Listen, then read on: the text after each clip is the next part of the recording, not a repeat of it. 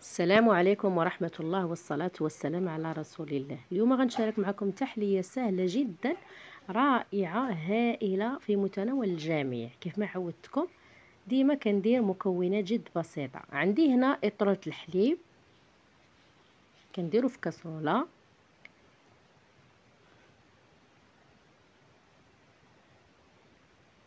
إطرة الحليب كنضيف ليه 2 ساشيات ديال فلون كراميل،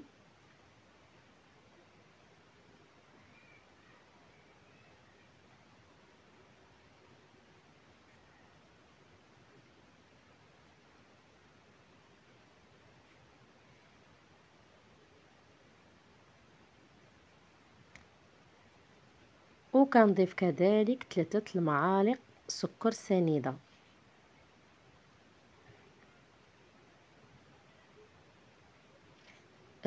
السكر حسب الذوق، اللي كيبغي الحلاوه يدير اكثر من 3 المعالق. وكندير 2 المعالق ونص ديال النشا مايزينا. هاد المكونات كنضيفهم للحليب وهو بارد.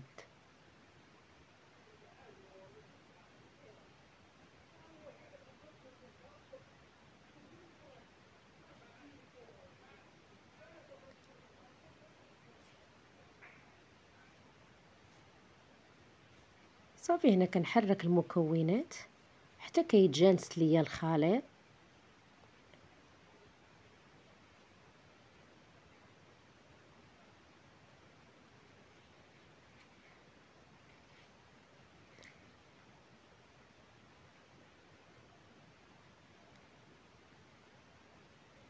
كنحرك مزيان باش ما تبقاش ليا النشا مكوره، غير نحطها على النار غادي تكور ليا المايزينا. صافي هنا كنوضع الكاسرونه على النار وكنبقى مع التحريك المستمر، كنبقى مره مره نحرك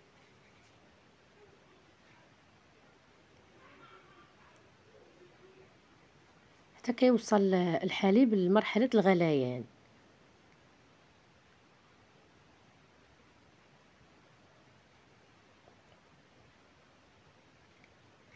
صافي هنا ما نغفلش عليه، الا غفلت عليه كتشد ليا ديك النشا في القاع ديال الكاسرونه وكتلصق. كنبقى مره مره نحرك.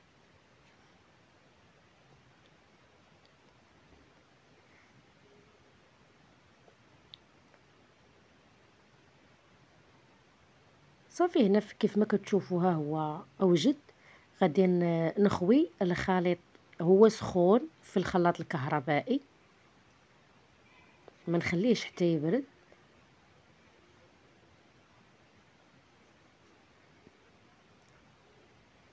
وغادي نضيف ليه عندي البنان وعندي التفاح حيت لي القشره ديالو.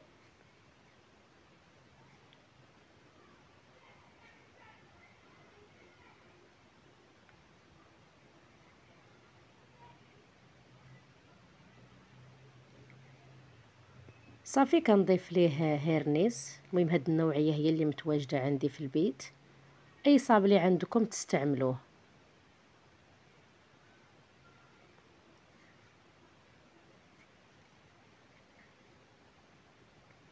صافي هنايا خلطت الخليط نخويه في الكويسات. غادي نخوي غير الطبقه الاولى كيف ما كتشوفوا الخليط خاتر، القوام ديالو خاتر، ما كيحتاج كاع الثلاجه. غنحطو غير على برا غادي يشد فراسو. المهم كيف ما كتلاحظوا غندير غير نصف الكاس باش ندير الطبقه الثانيه.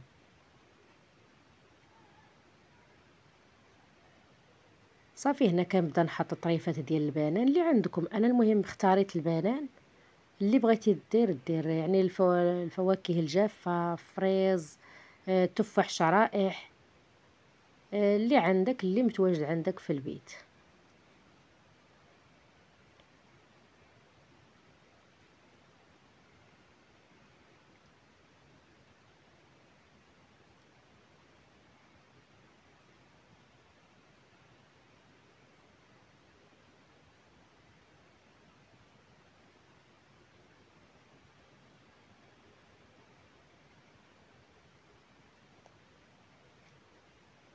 صافي هنا غادي نكمل الكميه اللي عندي، وغادي نخوي الطبقه الثانيه. ها نتوما كيف ما شفتوا الطبقه الاولى شدات في راسها، يعني بلا ثلاجه بلا والو. غادي نخوي الطبقه الثانيه. صراحه يا البنات هائل، ولا عندي انا معتمد، كيستحق التجربه.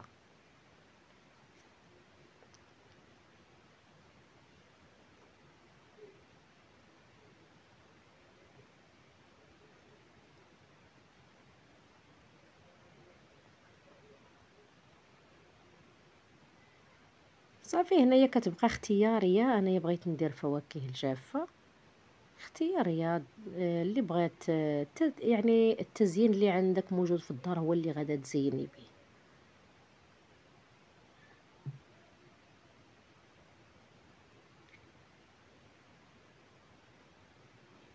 غير هاد الفواكه الجافه كيتوالموا مع البنان مع.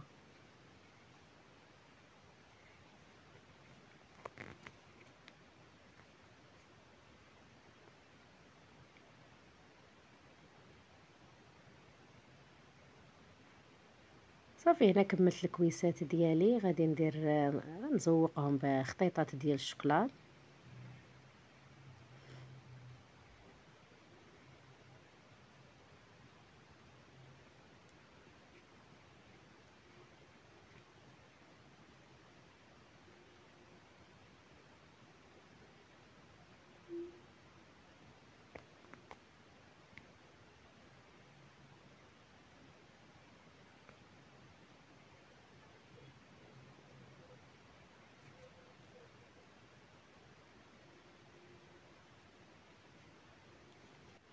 صافي هنا التحليه ديالي ها هي واجده. كنتمنى الفيديو ديالي ينال الاعجاب ديالكم وتجربوه، بصراحه رائع. يا الله بالصحه والراحه، ونتلاقاو في فيديو جديد ان شاء الله باذن الله.